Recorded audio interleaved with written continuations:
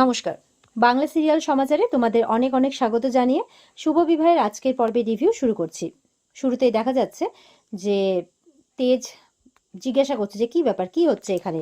আর ঝিনুক, তুমি এখানে কি করছো রণজয়ের সাথে? আর রণজয়, তুমি বা এখানে কি করছো? তুমি তো নাকি মাসির বাড়িতে তোমার আজকে আইবুড়ো ভাত খেতে যাওয়ার কথা, তাহলে তুমি এখানে কি করছো?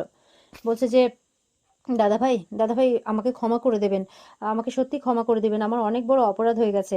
বৌদি ঠিকই বলছে যে আমি একটা মিথ্যেবাদী, আমি ভালো নই, ঠিকই বলছে, আমাকে ক্ষমা করে দেবেন।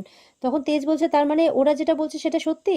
বলে হ্যাঁ, আমি ঝিনুককে মিথ্যে কথা বলে মানে মিথ্যে কথা বলেছি, আমি রেশমিকে ঠকিয়েছি, আমাকে ক্ষমা করে দেবেন।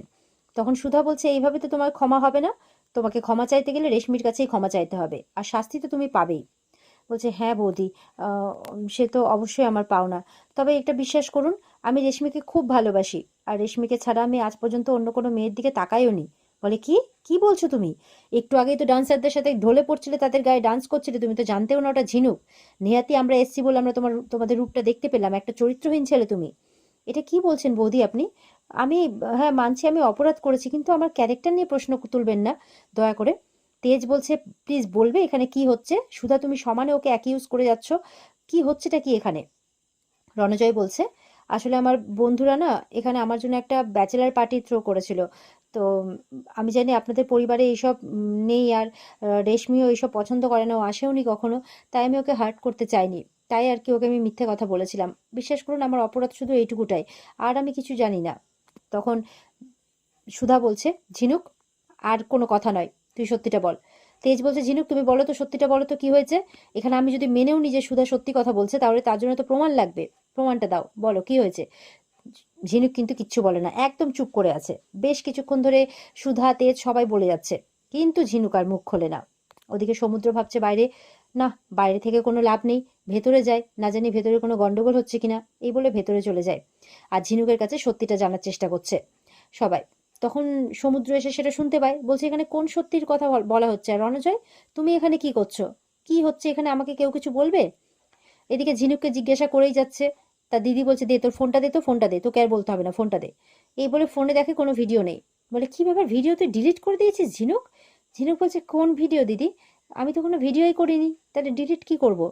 বলে ঝিনুক তুই এসব কি যাতা বলে যাচ্ছিস, তুই কিসের ভয় বলছিস, কি হয়েছে তোর, সত্যিটা বল। আমার ফোনে আর তোর জামাইবাবুর ফোনে যে আমি ভিডিওটা পাঠিয়ে দিতে বললাম, তুই এখনো পাঠাসনি কেন, তুই কি হয়েছে তোর, আর ভিডিওটা ডিলিট কেন করলি? ঝিনুক তো বারবার করে রণজয়ের সেই মানে ধমকিগুলোই ভয় পাচ্ছে। আর রণজয় কিন্তু ইশারাও করছে চোখে চোখে না বলার জন্য। তো ঝিনুক এইসবে ভয় পেয়ে আছে। আর সমুদ্র আসাতে তো ঝিনুক আরোই মুখ খুলবে না, তাই ও চুপ করে আছে। আর সুধা কিন্তু অবাক হয়ে যায় যে তোর অপরাধী তোর চোখের সামনে দাঁড়িয়ে আছে, আর তুই চুপ করে আছিস, কোনো কিচ্ছু বলছিস না। এবার ঝিনুককে বারবার করে জিজ্ঞাসা করাতে ঝিনুক বলছে প্লিজ দিদি, আমাদের কোনো একটা মিসআন্ডারস্ট্যান্ডিং হয়েছে, ও খারাপ ছেলে নয়, ও জাস্ট এখানে বন্ধুদের সাথে ব্যাচেলার পার্টি করতে এসেছিল, আমাদের একটা খুব ভুল বোঝাবুঝি হয়েছে। তাই তো দেখেই নিলাম যে না, ও অতটা খারাপ নয়, আসলে না বলে এরকম ব্যাচেলার পার্টিতে এসছে, তাই তো দেখতে এসেছিলাম। তখন ঝিনুককে বলে যাচ্ছে সুধা তুই কেন এরকম বলছিস, কেন মিথ্যে কথা বলছিস। তখন তেজ আবার সুধার উপরে রেগে যায়, তাকে বলছে কি করছো তুমি সুধা, এগুলো একটা ভালো ছেলের উপরে তুমি আঙ্গুল তুলছো, কি হয়েছে এটা কি? ঝিনুক তো বলছে, ও তো স্বীকার করছে যে এইসব মিথ্যে, এইসব কিছুই নয়, তোমরা ভুল বুঝেছো, তাহলে কেন তুমি শুধু শুধু একটা ভালো ছেলের উপর দোষারোপ করছো? সুধা বলছে বিশ্বাস করো তেজ, ভিডিওটা ছিল, ভিডিওটা ছিল। তেজ বলছে স্টপ ইট সুধা, অনেক হয়েছে। এবার সমুদ্র ঝিনুককে জিজ্ঞাসা করাতে ঝিনুক বলছে তোমাকে আমি সবটা পরে বলবো, এখন আমার ভাল লাগছে না, খুব টায়ার্ড লাগছে, বাড়ি যেতে চাই, চলো নিয়ে চলো আমাকে। তখন সমুদ্র ঝিনুককে বাড়ি নিয়ে যাচ্ছে, সুধা আবার আটকাচ্ছে, কেন কেন, কি তুই বললি না কেন, বলতো কি হয়েছে তোর? এই তোকে ভয় দেখিয়েছে তাই না, তোকে ভয় দেখিয়েছে, বলে ফোনটা দে, বাড়ি যাবো আমি, এই বলে বাড়ি চলে যায়। তেজ বলছে কেন তুমি ওকে আটকাচ্ছ, কেন ওকে আটকাচ্ছ? রণজয় বলছে মনে হয় বৌদিদি এখনো আমার উপরে বিশ্বাস করে উঠতে পারেনি। তেজ বলছে আমি ক্ষমা চাইছি তোমার ওর হয়ে, প্লিজ তুমি কিছু মনে করো না, ওদের জন্য তোমার ব্যাচেলার পার্টিটা নষ্ট হয়ে গেল। তখন বলছে দাদা আমি পার্টির পরোয়া করি না, আসলে কি বলো তো, রেশমিকে না দাদা এই ব্যাপারটা জানাবে না, নাহলে ও খুব কষ্ট পাবে, আমি ওকে কষ্ট দিতে চাই না। বলে আচ্ছা ঠিক আছে। সুধা কিন্তু আবারও কলার ধরে নেয় রণজরের, এই বল তুই বল, কি বলে ভয় দেখেছিস, বল বল, ওকে ভয় দেখেছিস না, ব্ল্যাকমেল করেছিস না, তোকে আমি ছাড়বো না, এভাবে বলছে। তখন তেজ সুধার উপরে রেগে গিয়ে একটা ধমক দেয় সুধাকে, সুধা বলে। আর তখন রণজয় বলছে আমাকে ক্ষমা করবেন যদি আমি কোনো ভুল করে থাকি, দিয়ে এই বলে চলে যায়। এমনটা দেখাচ্ছে যে ওর খুব খারাপ লেগেছে, ও চলে গেছে রাগ করে।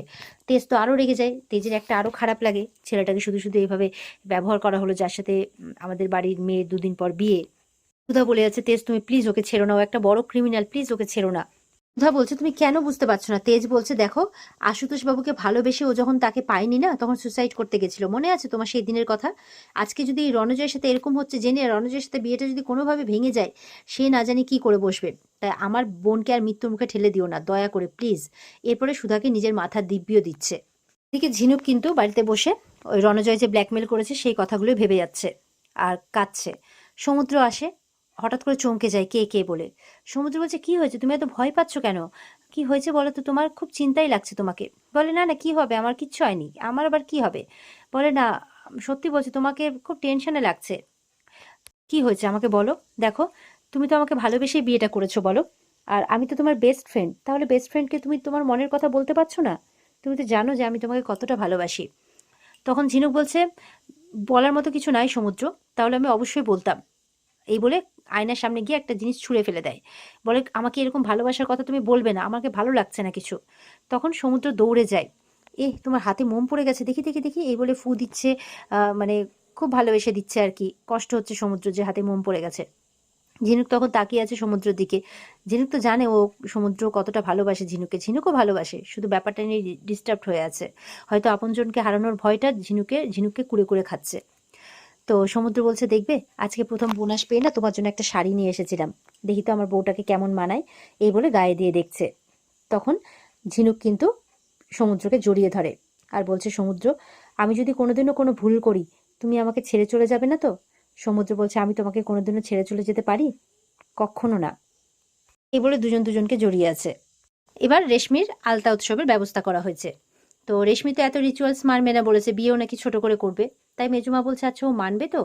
তেজের মা বলছে, ও মা কেন মানবে না, ও তো বলেছে বিয়েটা ছোট করে করবে, তো এই ঘরোয়া অনুষ্ঠানটা তো ওকে মানতেই হবে না, ঘরোয়াভাবেই তো বিয়েটা করা হচ্ছে, তো এগুলো তো মানতেই হবে। তো তখন রেশমি আসে। রেশমি বলছে, এইসবের কি দরকার ছিল? জ্যোৎস্না বলছে, না তুই কোনো কিছুতে বারণ করতে পারবি না। রেশমির বাবা আসে, এই চুপ কর তো, বেশি ফ্যাশন হয়েছে একেবারে ছোট করে বিয়ে করা। হ্যাঁ, বিয়ে করবে অথচ নিয়ম মানবে না, ওই জন্য তো ঘরে ঘরে এখন ডিভোর্স শুরু হয়েছে।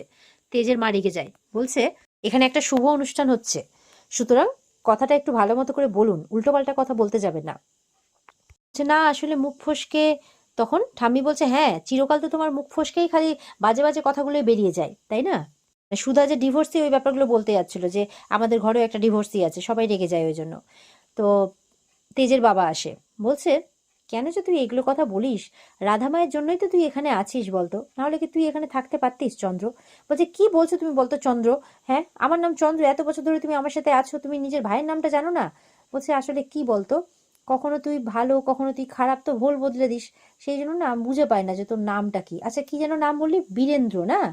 বলে, হ্যাঁ সাহেব, তাই এইভাবে বলছে আর কি। উর্মিলা বলছে যে,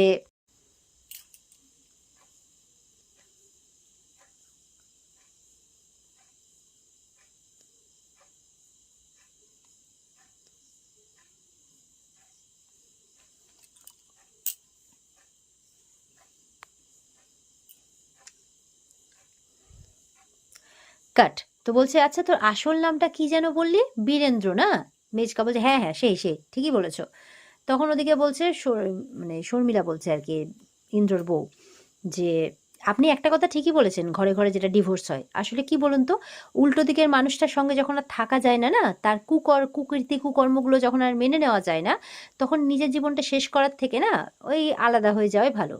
তখন বলছে, হালকা এই কথাটা মনে হচ্ছে আমাকে বললে, এটা তো মোটেও তোমার সাহস বেশি বেড়ে গেছে। তখন আবার ইয়ের বাবা বলছে, তেজের বাবা, উর্মিলা একদম ঠিক কথাই বলেছে, তুই আর বেশি কথা বলিস না। ঠাম্মি বলছে, আচ্ছা ঠিক আছে, অনেক হয়েছে, আর এসব কথা বলতে হবে না, এবার বরঞ্চ মানে সমস্ত নিয়ম কানুনগুলো করা হোক। এদিকে এবার তেজ সমুদ্রকে ডাকা হয়। তেজ সমুদ্র চলে আসে ততক্ষণে। তো সুধাকে ভালো করে তেজ বলে দিচ্ছে, তুমি কিন্তু একদম সাবধান হয়ে যাও, সমস্ত রিচুয়ালস মানবে, আর কোনো গন্ডগোল বাঁধানোর চেষ্টা করবে না। তখন তরি নেমে আসে। তরি এসে বলছে, ভালো পিপি, আলতা উৎসব হবে, আমিও দেখবো। বলে, হ্যাঁ দেখবে তো, তার আগে যাও তো, মানে ঝিনুককে আর সমুদ্রকে ডেকে আনতে বলছে। বলে, আচ্ছা। যেতে যাবে কি, তারাও চলে আসে। এবার তো সুধা ঝিনুকের দিকে তাকিয়ে আছে, ঝিনুক চোখটা ঘুরিয়ে নিচ্ছে। সুধা মনে মনে বলছে, কিছু তো একটা অবশ্যই হয়েছে, সেটা আমাকে খুঁজে বের করতেই হবে, জানতেই হবে। আর এখানে আজকের পর্ব শেষ হয়ে যায়। তো এই ছিল আজকের পর্বের রিভিউ। ভালো লেগে থাকলে পর্বকে লাইক কমেন্ট করে জানাতে ভুলবে না, আর আমাদের সাথে জুড়তে চ্যানেলকে সাবস্ক্রাইব করতে ভুলবে না। দেখা হচ্ছে তোমাদের সাথে আগামীকালকে। সবাই খুব ভালো থাকবে। আজকের মতো পর্ব এই পর্যন্তই। বিস্তারিত দেখতে অবশ্যই স্টার জলসার পর্দায় চোখ রাখবে। টাটা।